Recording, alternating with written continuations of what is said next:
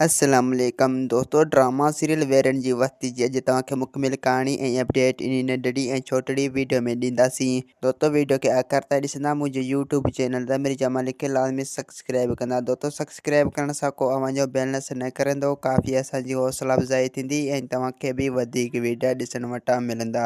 दोस्तों तव्हांजो time waste कोन पिया करायूं, हलूं था पंहिंजे कहाणी ऐं अपडेट जी तरफ़।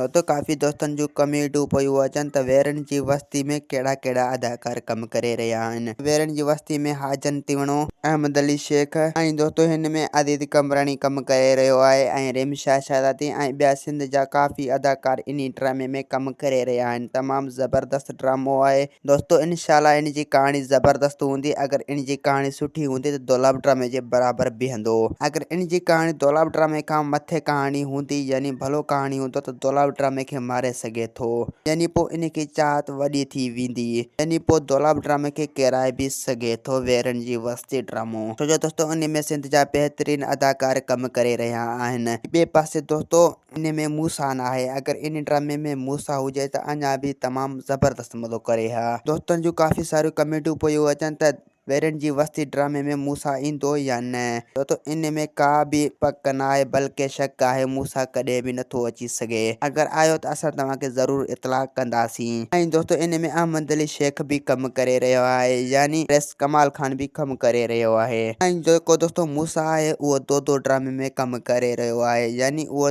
ड्रामो जेको आहे मेहरान टीवी जो तमामु ज़बरदस्त ड्रामो आहे। उन में सिंध जा बेहतरीन अदाकार कम करे रहिया आहिनि ऐं मूसा भी उन ड्रामे में शामिल आहे।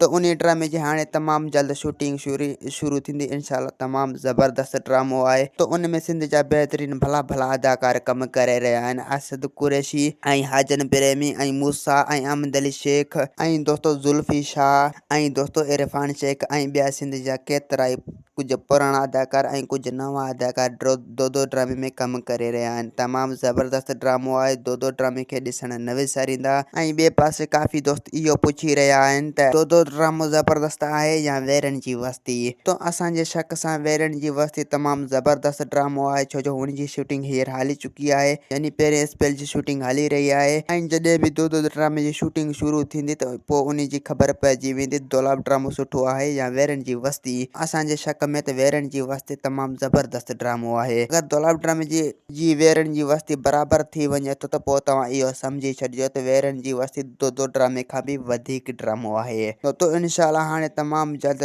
दो ड्रामे जी शूटिंग शुरू थींदी ऐं पोइ इहा ख़बर पवंदी त दो ड्रामो भलो आहे या वेरन जी वस्ती।